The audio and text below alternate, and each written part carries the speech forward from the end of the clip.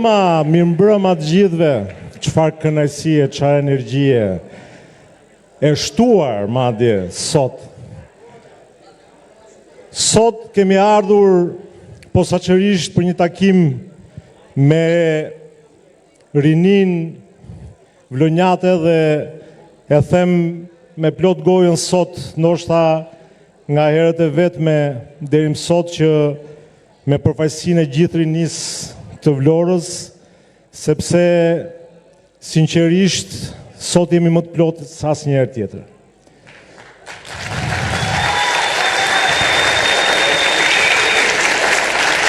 Dhe menduam që bashkë me ju, që në fakt ju jeni e ardhmja, ne të prezantojmë edhe ekipin e Partisë Socialiste me kandidatët për zgjedhjet e 11 majit dhe menduam që paraqesim kandidatët cilët kandidojnë për herë të parë. Dhe mund t'ju them që nga 16 kandidatë që kandidojnë për herë që kandidojnë në listën e Vlorës nga Partia Socialiste, 13 plus unë, s'kam qenë ndonjëherë në Vlorë, është hera parë që vi dhe unë në Vlorë, janë të rinj, pra të hyrë rishtas në listën e deputetëve të Partisë Socialiste. Është një listë gjithë përfaqësuese me një balancë të shkëlqyer gjinore, moshore, profesionesh dhe pa diskutim që është një listë jo thjesht për të përfaqësuar interesat e ngushta të një partie, qoftë kjo dhe një parti e madhe siç është Partia Socialiste, por për të përfaqësuar të gjithë shoqërinë vlonjate.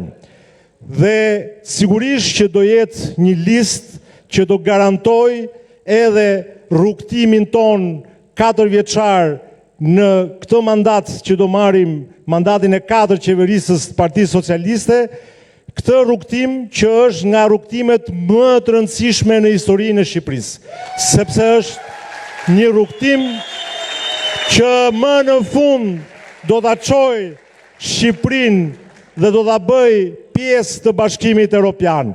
Ëndrrën shekullore të parëve tanë, ëndrrën e prindërve tanë, ëndrrën tonë, ëndrrën tuaj që e ke në realitet.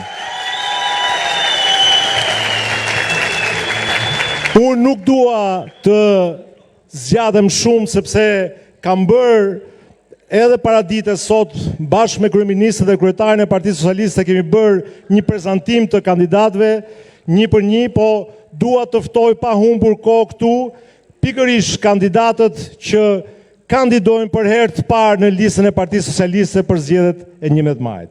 Pa humbur kohë, me radhë dua t'i ftoj këtu dhe po e marr sipas skedës që kam, e para është, ju e njihni të gjithë, drejtoresha e shkëlqyer në gjithë këto vite e spitalit, Brunilda Mersini, hajde Bruna, e pason një djalë vlonjat 24 karat, Klevis Kaso, pastaj vjen një përfaqësuese një komuniteti shumë të rëndësishëm edhe të nderuar, Ina Majko nga Delvina. Pastaj vjen ajo më e freskëta e skuadrës që sapo ka ardhur nga 18 vite në Amerikë, që është sot edhe pedagoge, Mjaftesa Sulaj Apotesi. E pason dekania e tesit që ju e njihni të gjithë, që është Zamira Sinaj.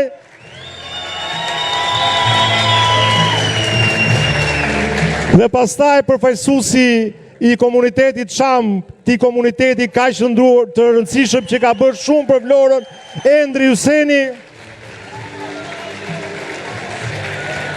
Dhe një socialist i vjetër, por shumë energjik, Gjergji Mërkuri nga Saranda.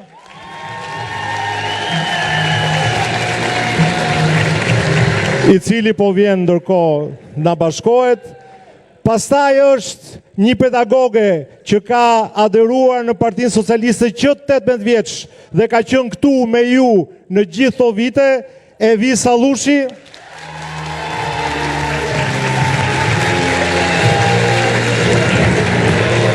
Një socialiste tjetër, por shumë kritike me ne socialistët, sot bëhet pjesë e ekipit për ta parë nga brenda të gjithë përpjekjen tonë për Shqipërinë Europiane, Eriona Ismaili.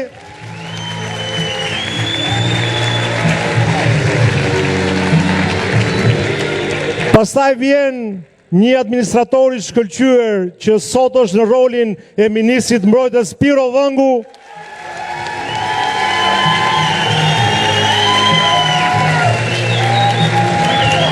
E pason një djalë tjetër, një delvinjot që të gjithë e njohin për çam, po në fakt është delvinjot, por për shkak pikërisht të gjithë qëndrimeve që ka mbajtur publikisht për çështje të rëndësishme të shqiptarisë, Sardit Bido.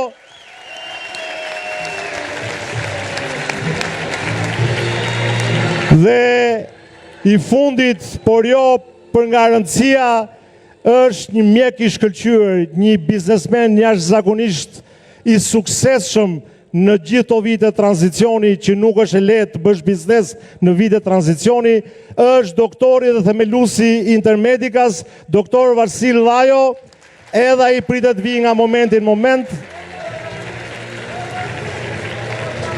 Kështu që kjo është buqeta e bukur për po, ju kërkoj shumë ndjes, edhe është një gabim që s'duhet ta bëja, sepse së fundmi është, do thras këtu në skenë atë që ka lindur socialiste. Askush tu s'ka lindur socialiste. Ajo ka lindur socialiste, Briseda Çakërin.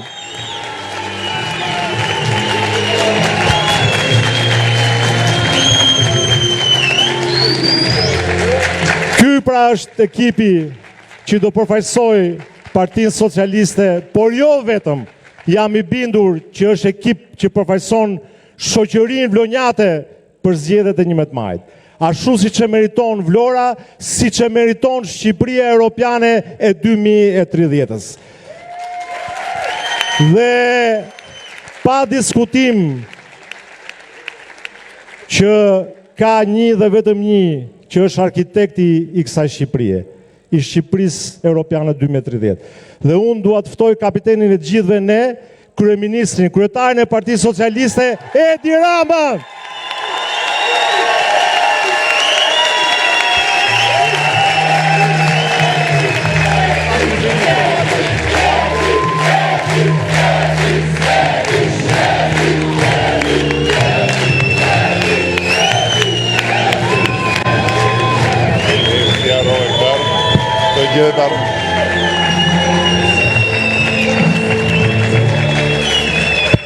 Shumë faleminderit, shumë faleminderit. Mbjen shumë mirë që jam këtu sot, edhe nuk ja u fshet dot që arsyeja e veçantë pse mbjen shumë mirë është që këtu sot nuk jemi vetëm ne që jemi mësuar të jemi, po jemi edhe me disa që se jemi mësuar të jemi, që është Sara dhe shokët e saj, dhe dua t'i falenderoj që na janë bashkuar në këtë përpjekje që siç jam munduar ta përsëris, është një përpjekje përtej të gjitha atyre që janë temat e një fushate të zakonshme elektorale, sepse në 11 maj ne kemi në dorë fatin historik të shfrytëzimit të një mundësie reale për të bërë antar të Bashkimit Evropian brenda kësaj dekade dhe me mandatin e kadrit të Partisë Socialiste për të përfunduar negociatat e antarësimit dhe për t'ju dhënë të gjithëve ju pasaportën e BE-s.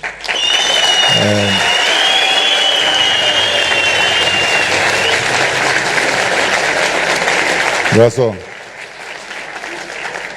sigur ta hiqja të partesyn se nuk bie shi këtu, shiu është jashtë. Vaso është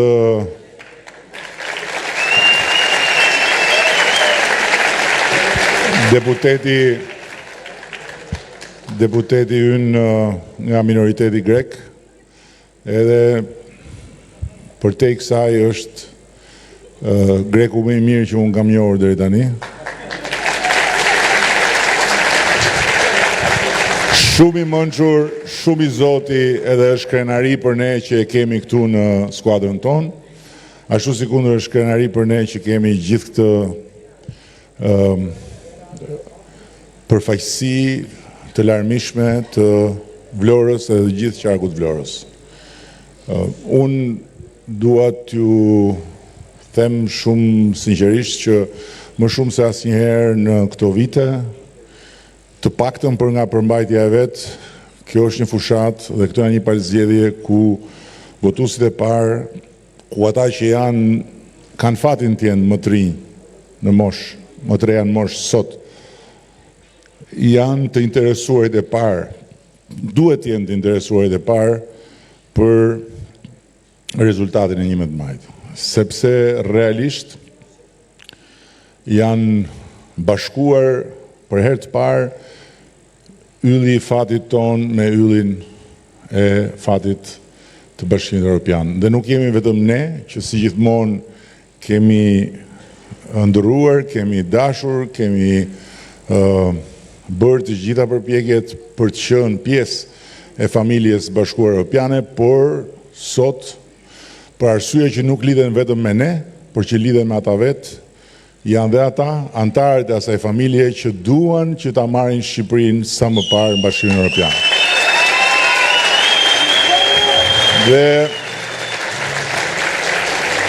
Dhe është shumë e rëndësishme që ta kemi mirë parasysh se për çfarë flasim, sepse nuk duhet shumë njohuri për historinë e Bashkimit Evropian për të parë që në periudha të ndryshme të kohe Bashkimi Evropian ka pasur sjellje të ndryshme ndaj idesë zgjerimit të familjes.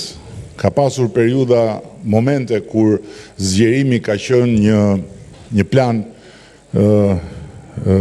strategjik i ekzekutuar me shpejtësi, ka pasur kohë, siç ka qenë koha që na ka qelluar ne në këtë periudhë, kur zgjerimi për një moment të gjatë është lënë në plan të dytë. Madje, Komisioni i mëparshëm Evropian, ai përpara se sa të vinte Ursula von der Leyen me Komisionin e ri, e hoqi fare zgjerimin nga agenda, deklaroi që në 5 vite nuk do ketë zgjerim, edhe bëri një frenim të përgjithshëm të procesit. Sot, për arsye gjeopolitike që janë përtej nesh, Komisioni Evropian dhe Bashkimi Evropian duan të marrin në familjen e tyre antarë të rinj. Tani juve me siguri dëgjoni, siç dëgjoj dhe unë, po mbase edhe midis jush ka nga ata që thonë, po mirë çfarë do më thonë kjo tani, 12 vjet ne nuk arritëm dot, pse do arikemi tani? Si nuk mjaftuan 12 vjet? Dhe për këtë ka shumë gjëra që mund të thuhen, por për të mos ju lodhur, duhet i referoheni faktit që Mali i Zi, i cili sot është në të njëjtën pozitë me ne, i ka filluar negociatat në vitin 2012. Keni parasysh që ne zyrtarisht negociatat i kemi filluar vjet. Na kanë vonuar 3 vjet rresht, sepse Komisioni Evropian thoshte Shqipëria është gati të japi negociatat sepse i ka bërë detyrat, dhe Komisioni Evropian është qeveria e Bashkimit Evropian.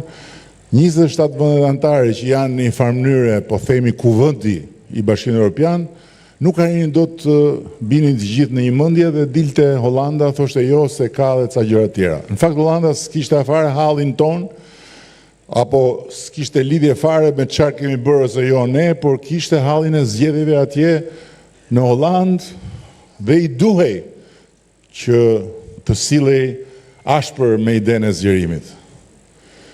Pastaj ndodhi historia e Imarës, ju e dini, pati një tjetër bllokim nga fqinjët për të arritur në momentin kur u zhbllokua gjithçka dhe u hap rruga. Tani kjo rrugë që është hapur, kjo mundësi që është hapur, kjo derë që është hapur, nuk do rri hapur aty pafundësisht, mund mbyllet. mund të mbyllet dhe pastaj mund të duhen prapë edhe 10 vjet tjera. Mos harroni që Maqedonia e Veriut është bërë kandidate për antare e Bashkimit Evropian në vitin 2005. Në vitin 2005, kur me siguri disa nga ju këtu s'kishin lindur akoma. Dhe sot është mbrapa nesh, nuk i ka hapur akoma negociatat. Sepse historia e antarësimit është një histori sa e bazuar mbi çfarë bën ti, aq edhe bazuar mbi çfarë duan dhe kur e duan dhe si e duan ata. Dhe sot Shqipërisë janë bashkuar këto të dyja. Sot ne kemi një kalendar të dakordsuar me ata për të mbyllur negociatat në 2027. Dhe do t'ishte dhe do t'jetë hera e parë në historinë e integrimit që një vend në 3 vjet fillon dhe mbyll negociatat. Kroacia, që është një rast nga më të shkëlqyerit, mori 7-8 vjet. Prandaj ne nuk duhet ta humbim këtë moment. Çfarë do të thotë që të mos ta humbim këtë moment? Se dikush mund të thotë, po mirë, çfarë rëndësie ka kjo se kush fiton këtu edhe për kë votojmë ne. Në fundit, dhe këtu jam dakord, të gjithë partitë politike në Shqipëri duan antarësimin. Nuk kemi ne parti politike që thonë na jepni votën se ne do hikim, do shkojmë nga Rusia. Është e vërtet. Por është po kaq e vërtet që negociatat për shkak se janë ngushtuar në kohë 3 vjet, janë kaq intensive, janë 1000 vet që merren çdo ditë. Çdo ditë. Çdo javë, dy ministret tona që merren me negociatat, ulen përballë atyre në Bruksel dhe japin llogari, jo çau bë vjet, po çau bë javën e kaluar. Fush për fush, janë 40 skuadra negociatore. Tani, nëse në 11 maj Shqipëria i jep Europës mesazhin popullor që ne e kemi të qartë se çfarë duhet bëjmë deri në 2027 dhe duam të jemi në Bashkimin Evropian me një shumicë që del nga kutia e votimit, që është një shumicë që bën përshtypje, që bën presion mbi ta pozitiv, kjo është një gjë. Po nëse Shqipëria jep një mesazh që populli këtu merret me mustaqe dhe kujtim gjuzit, edhe njerëzit këtu disa nuk e kanë shumë problem të gjë, se ca thonë, po ne kemi pasaportën europiane. Jo, mos keni pasaportën europiane. S'kemi ne pasaportën europiane. Ne kemi pasaportën shqiptare që na jep lirinë të lëvizim në Europë. Por nuk na jep lirinë të ndalojmë në Europë.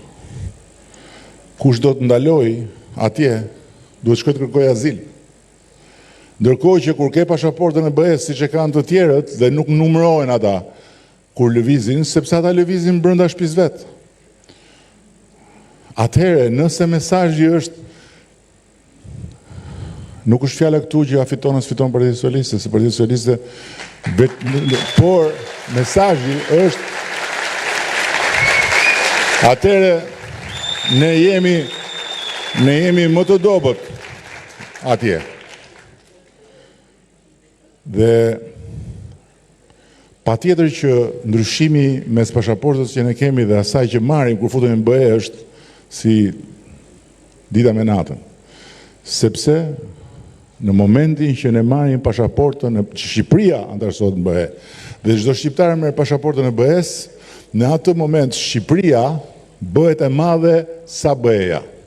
Dhe BE-ja bëhet e vogël sa Shqipëria.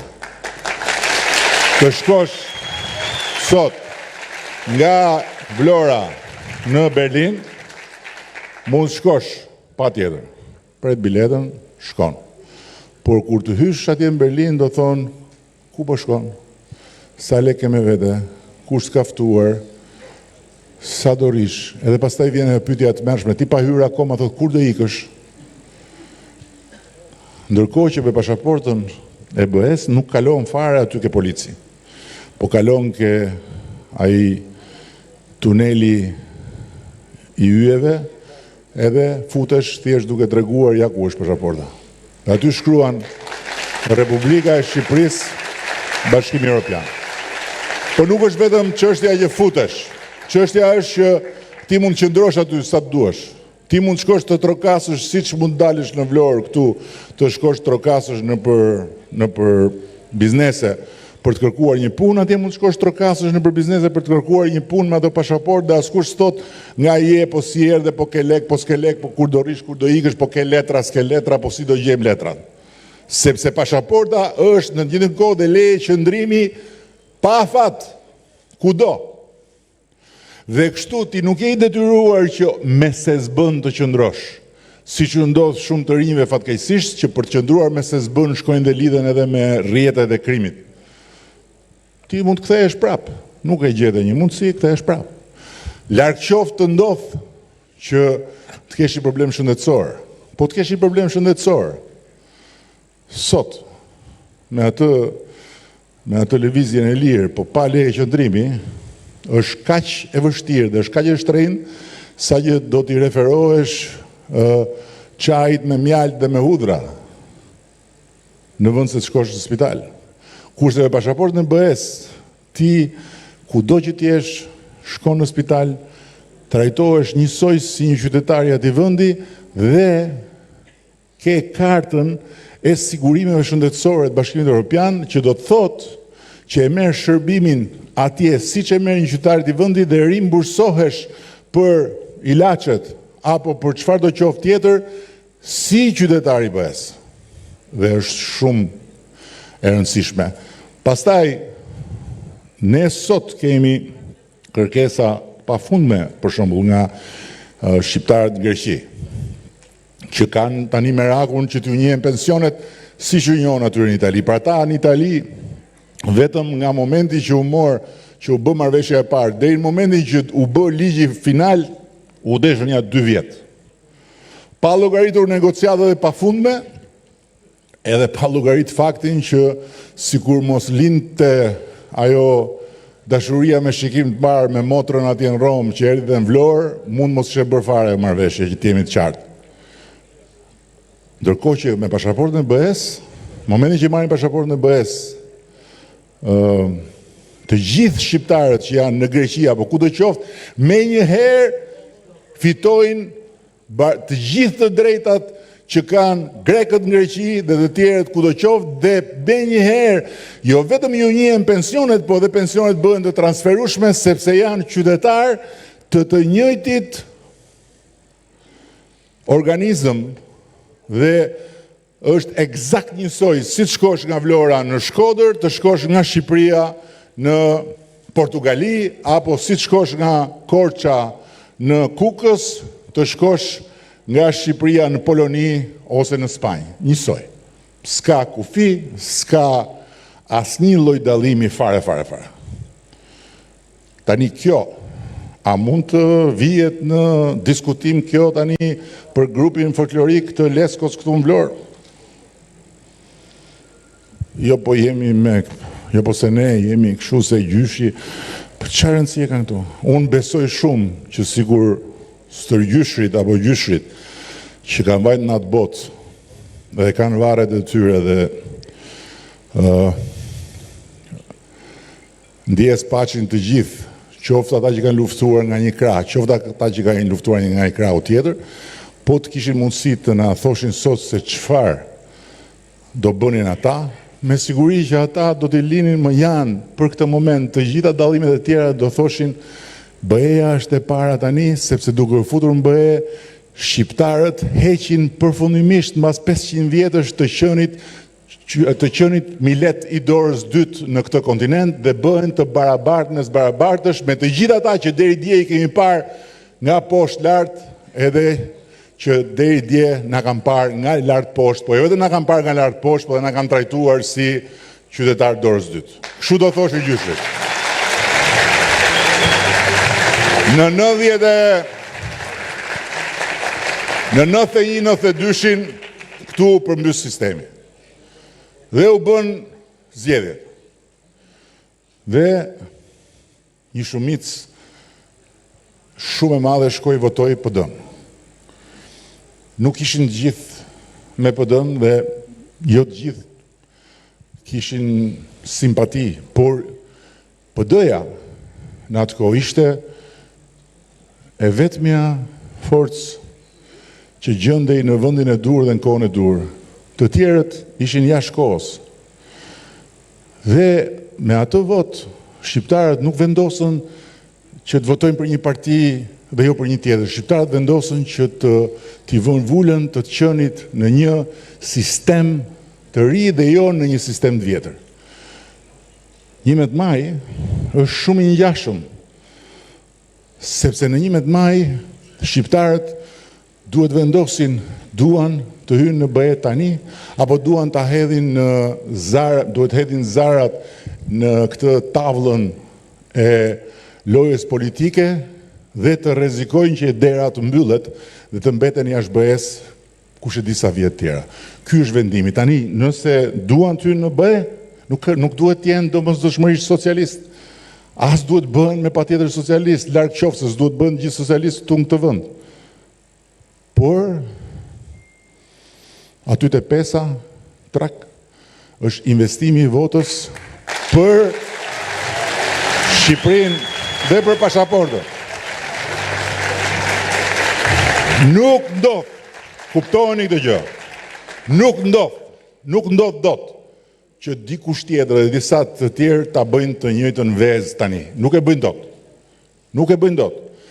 Dhe sikur 6 muaj të futet në konfuzion gjithë ky muhabet, hiku mundësia. Hiku. Nuk e dim nëse çfarë ndodh me Rusinë, me Amerikën, me Kinën, me BE-n, me të gjitha, dhe ne jo të caktuar ata më thonë lëri një herë tani këta, se kemi ca halle tjera më të nda, siç e kanë thënë në të shkuara. Është hapur dera, ne duhet të hyjmë aty. Dhe juve, dhe të gjithë vlonjatët, që e kanë instiktin e historisë shumë të zhvilluar dhe që janë rritur buzdetit, u hap koha, do hidhesh në det, se po nuk u hodhe në atë moment, nuk i dihet kur të vjen. Tani, ka edhe dy gjëra të tjera, pa e mora vesh tani se këtë fishkëllimin e zgjatur këtu në Vlorë e keni të tmerrshme. Është një, nuk e di, është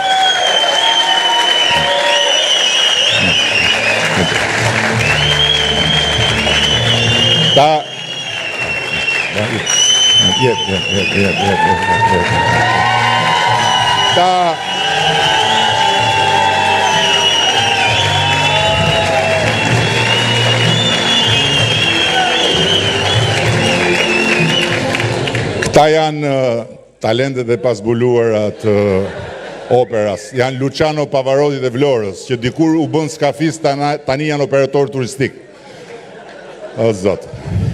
Tani, edhe dy gjëra tjera, nuk dua t'ju lodh, po edhe dy gjëra tjera.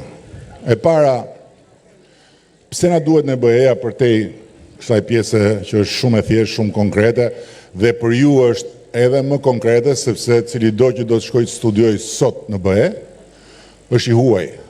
Edhe duhet futet te kuotat, dhe nëse merr një të drejtë studimi, duhet paguaj ekstra, ndërkohë që nëse ti je në BE, shkon studion ku të duash, dhe kur shkon atje, nuk ke asnjë detyrim ekstra, krahasimisht me studentët që janë atje. Pra nëse në universitet, në Francë, francezët, në universitetet publike, nuk paguajnë, dhe kanë një tarif për 1, 2, 3, ti e shqiptar shkon atje, nuk paguan dhe ke një tarif eksaktësisht për 1, 2, 3. Ndërkohë që sot që si e BE, e ke shumë më të vështirë atje. Po përtej kësaj, janë 2 çështje themelore që shqiptarët i kanë pasur gjithmonë hallin më të madh, si kombë, si popull, pastaj edhe si shtet. Lirinë individuale dhe barazim para ligjit. Këto të dyja kanë qenë problemi ynë më i madh. Dhe në ndërkohë, përkatësinë tonë ndaj Europës, ne e gjejmë të gjithë herojnë tanë. Kur Skënderbeu i vuri kufirin këtu, perandorisë nuk kishte BE atje. Por ama Skënderbeu i vuri gjoksin lindjes dhe praktikisht mbrojti perëndimin për gjithë vitet që qëndroi aty dhe prandaj edhe e kurorzuan si atletin e Krishtit, atletin e perëndimit në atë kohë. Rilindasit tanë nuk kishin BE kur thoshin dielli lind andej nga perëndon, por ama i thoshin shqiptarëve andej është rruga. Dhe deri tek gjithë rinia që doli në shesh e duam Shqipërinë si gjithë Europa, nuk shifte BE-n, shifte një gjë tjetër që lidhe me lirinë. Dhe hap pas hapi u lidh gjithmonë më shumë me barazinë para ligjit, dhe ajo që ka torturuar Shqipërinë dhe i ka torturuar shqiptarët tu, ka qenë që s'ka pas asnjëherë një ndjesi të qartë barazie para ligjit. Tani, sot, ne jemi në kushtet kur po shohim fillimin e një epoke të barazisë para ligjit. Se barazia para ligjit nuk është kur dy veta që nuk i njeh njeri dhe që nuk kanë asnjë fuqi shkojnë të gjykatësi s'ka asnjë interes tjetër veçse ta mbylli shpejt e shpejt, edhe aty mund t'i japi drejt njërit, atij që ka drejt. Barazia para ligjit është kur i dopti me të fortin shkojnë atje dhe gjykatësi i trajton në mënyrë të barabartë. Barazia para ligjit është kur, siç një qytetar që shkel ligjin shkon para drejtësisë, edhe një përfaqësues i lartë i pushtetit politik shkon para drejtësisë. Ne nuk e kemi pasur kurrë. Sot, për herë të parë, që nga koha kur Ismail Qemali ngriti flamurin jo larg nga këtu, ne kemi njerëz të lidhur me pushtetin politik, qoftë në qeveri, qoftë në opozitë, që thirren nga prokuror të pavarur, e pa dëgjuar ndonjëherë, dhe që gjykohen nga gjykatës pavarur, dhe që nuk ka asnjë forcë jashtë forcës tyre që mund t'i ndalojë. Altin Dumani ka qenë këtu, nuk e kemi sjell ne nga hëna. E nxori procesi në krye të Spakut. Ka qenë nuk e di sa vite prokuror. Keni dëgjuar ndonjëherë ju që Altin Dumani thrasi në një zyrtar të dorës tretë e t'i thot, hajde këtu, çka ke bër? Nuk e keni dëgjuar. Këtu janë vrarë njerëz, këtu janë hedhur në erë njerëz, këtu kanë ndodhur skandale nga më të mëdha. Nuk keni dëgjuar ndonjëherë që është një Altin Dumani në Tiranë ose është një prokurori në Tiranë që i thiri këta. Përkundrazi, mbase juve keni qenë të vegjël, por kur këtu janë vrarë njerëz në protest, i pari i qeverisë atëherë i dha urdhër policisë, i tha mos i zbatoni urdhrat e prokurorisë. Prokuroria nxori urdhër për të ndaluar një 3 persona nga policia, i pari i qeverisë tha nuk keni për të fare as mos si, edhe nuk u zbatuan urdhrat. E imagjinoni sot ju që unë të dal dhe të ndaloj ekzekutimin e urdhrave të prokurorisë të Altin Dumanit të Spakut? Nuk e imagjinoni dot. E dini pse? Vetëm për një arsye dhe për asnjë arsye tjetër në këtë botë dhe në këtë vend, sepse ne, unë dhe Partia Socialiste, e kemi ndarë mendjen që këtij vendi t'i japim një drejtësi të pavarur.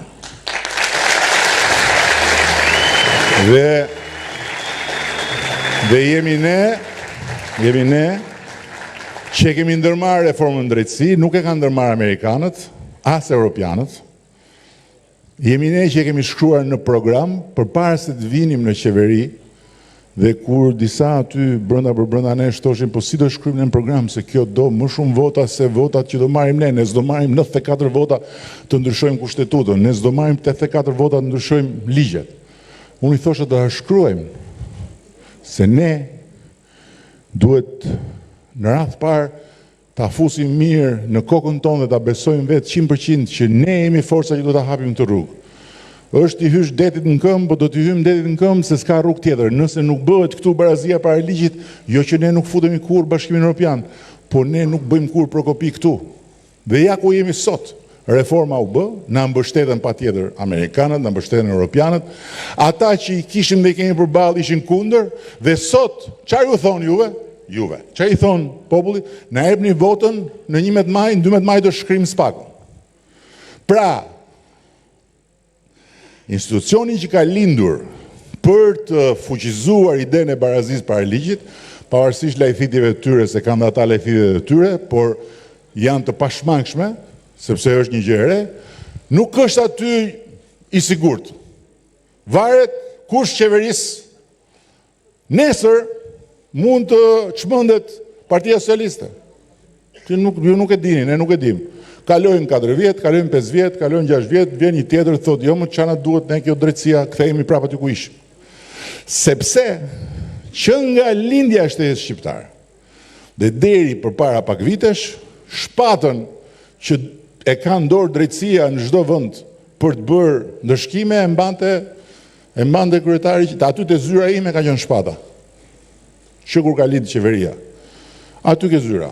Nga se mbretëri, se komunizëm, se demokratur, shpata ka qenë aty. Dhe prandaj edhe i burgosuri i fundit politik në Shqipëri, se dëgjova njërin i thoshte i burgosur politik është ky Babalja. Ky Babalja. Ai është gallat pastaj, po i burgosur i fundit politik, jo Babalja i madh i legjendari i Vlorës që vajtëm atje në radhim edhe i pam atë pikën ku ishte simboli me peshku, Babalja kapiteni i madh. Jo Babalja i madh. Flasim për këta. Lozhurat, si thonë në skel. Fatos Nano. Pse? Sepse shpata ka qëndruar në dorën dhe ajo shpat ka bërë që mos ketë procese, mos ketë hetime, mos ketë asgjë, se rritë shpata e të pari qeverisë mbi kokën e të gjithë. Sot atë shpatë ka drejtësia. Dhe ne këtë gjë e kemi bërë të vetëdijshëm që duke dorëzuar shpatën, patjetër që kemi vënë dispozicion edhe trupin. Se në fundit ajo shpatë është në radhë parë për të ndëshkuar më të fortët, për të ndëshkuar ata që abuzojnë me pushtetin e tjerë e tjerë. Dhe prandaj, të gjitha tyre që thonë socialistët janë të gjithë në përburgje, ju them e para, na marrin të keqen për një arsye shumë thjeshtë, se ata që janë para drejtësisë mund të jenë sa gishtat e dorës. Kurse ne që luftojmë për drejtësinë, në 11 maj mund të bëhemi ndoshta edhe 1 milion.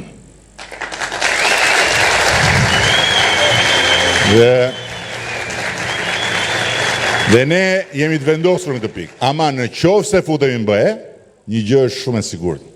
Nuk kam forcë këtu brenda që lëviz më nga themeli që të gjithë janë barabartë para ligjit, sepse futemi në një familje ku si jemi më vetëm, në një familje ku jemi të varur, siç jeni shumica juve të varur akoma nga prindrit, dini shumë mirë që nëse prindrit juve ju mbyllin derën, ju ndërpresin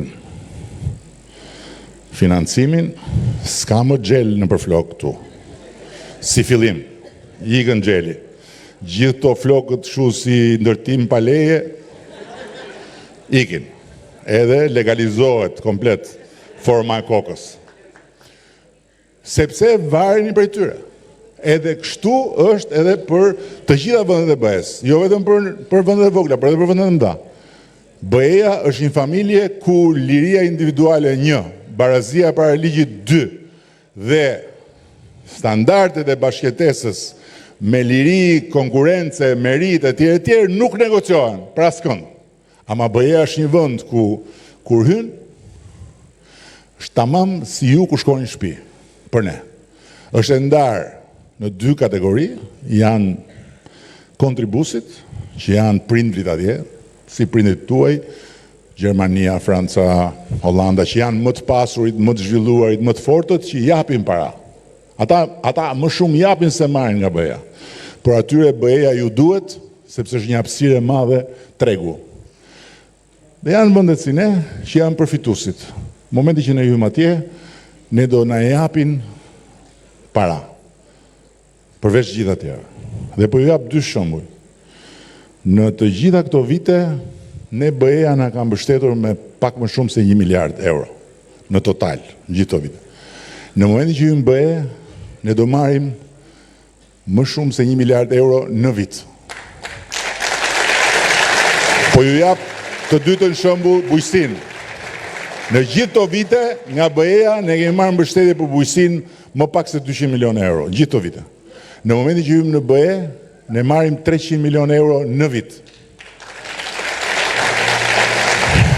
Dhe ju kujtohet, besoj, kur ra Covidi, gjithë ata që jetonin në Greqi, ose ata që kishin të afërm Greqi, thoshin Greku jep kaqe, Greku jep aqe, po ju pse s'jepni, Greku s'jep të asgjë, në fakt, ato jep të BE-ja.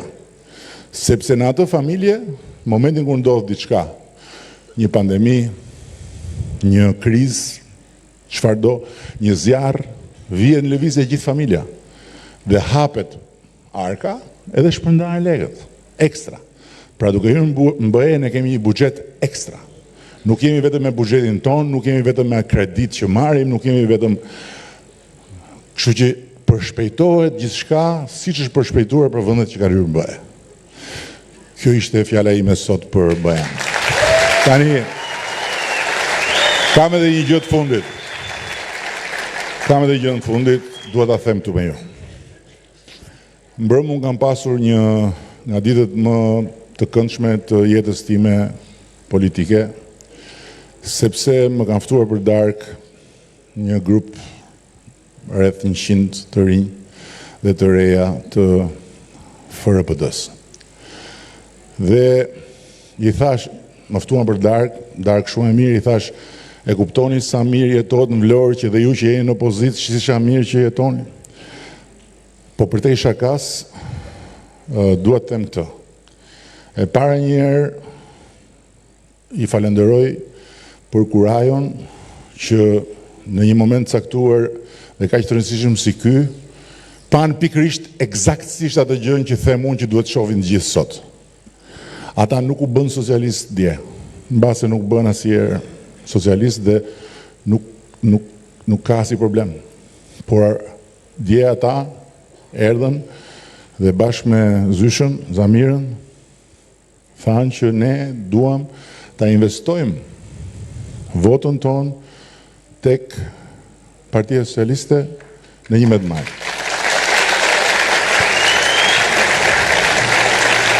Pra, i falenderoj për kurajon, shpresoj që këtë shembull ta marrin tjerë. E dyta, ju kërkoj ndjes unë atyre jo se bëra unë i faj në këtë rast, por sepse sot u bën objekt i një sulmi tipik të Knetës, se te Kneta, kur bën si buf, je qëndrestar.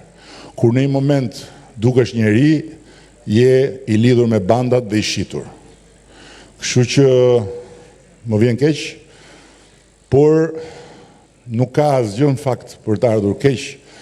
Atyre s'duhet ju vi keq, thjesht ata duhet të ndjejnë keqardhje për atë katandi të asaj force politike që lindi si forca e shpresës dhe sot është bërë llumi i Knetës.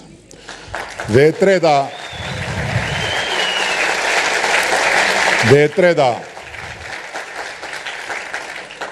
unë kam shumë rezerva për Partinë Socialiste të Vlorës. Ky nuk është sekret. E kam ndarë këtë gjë vazhdimisht me kë kam mundur këtu. Unë kam besuar dhe besoj që pengesa jonë për të marrë atë që ne mund të marrim nga vlonjatët, nga qytetarët e Vlorës, për ato që kemi bërë dhe për ato që do të bëjmë, pavarësisht metave e gabimeve, pengesa jonë nuk është dhe nuk ka qenë ndonjëherë kundërshtari që kemi pas tu, ka qenë Partia Socialiste e Vlorës. Unë kështu besoj. Dhe kur them Partia Socialiste, jo antarësia, por një grup njerëzish që kanë qenë gjithmonë të aftë të bëjnë vetëm një gjë, ta mbyllin partinë dhe t'i thonë gjithë Vlorës që leje se shtot Edi Rama në televizor, këtu jemi ne.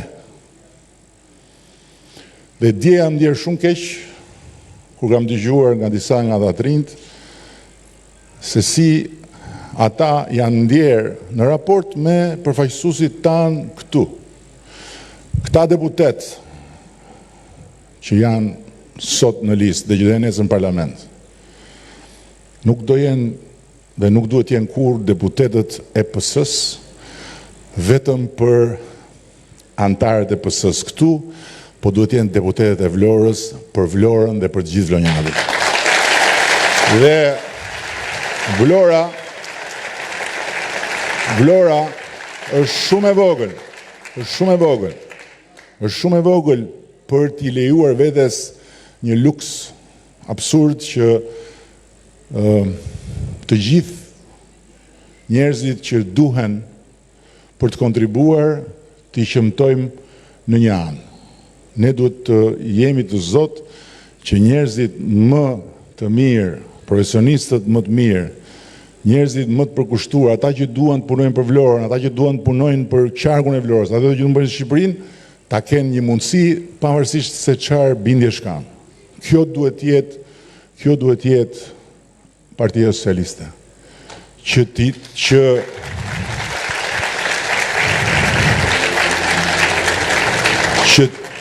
një forcë, një familje që të ketë kurajon dhe të ketë angazhimin që çdo vajzë, çdo djalë në këtë qytet ta shohin sy edhe të mos e privoj nga ajo që meriton dhe gjithmonë të mos e privoj nga një gjë shumë e thjeshtë që çdo qenie njerëzore që është qytetar i këtij qyteti, i këtij qarku e meriton, respektin. Le të shkojnë të bëjnë çfarë duan. Të bëjnë çfarë duan. Në eksakt. Siç sapo e konfirmoi dhe Zogu që Fishkëlleu, eksakt. Se e kam kuptuar me vonesë që kjo fishkëllime e gjatë në Vlorë nuk është kështu nervozizëm, është erotizëm. E sakt. Është dashuri, është pasion, është erotizëm politik. Shumë mirë. Pra, ne këtu jemi dhe më vjen shumë mirë që jeni këtu sot dhe unë dëshiroj dhe uroj dhe shpresoj që gjithë ata që janë këtu sot të bëhen zëdhënësit e kësaj fryme, e frymës që mishëron kjo skuadër, një skuadër e përzier, imagjinoni, e kishit imagjinuar ndonjëherë juve që të shikonit ku është? Të shikonit shtrigën e Vlorës këtu, Bruna Mersilin, në një podium me shtrigën e Çadrës Jagusht. Njëra, ajo i ka lyer flokët për fushat, po ajo i ka të zeza. Një e zez, një e bardh, të dyja bashk këtu, kjo është Partia e re socialiste që ne duam për Vlorën. Dhe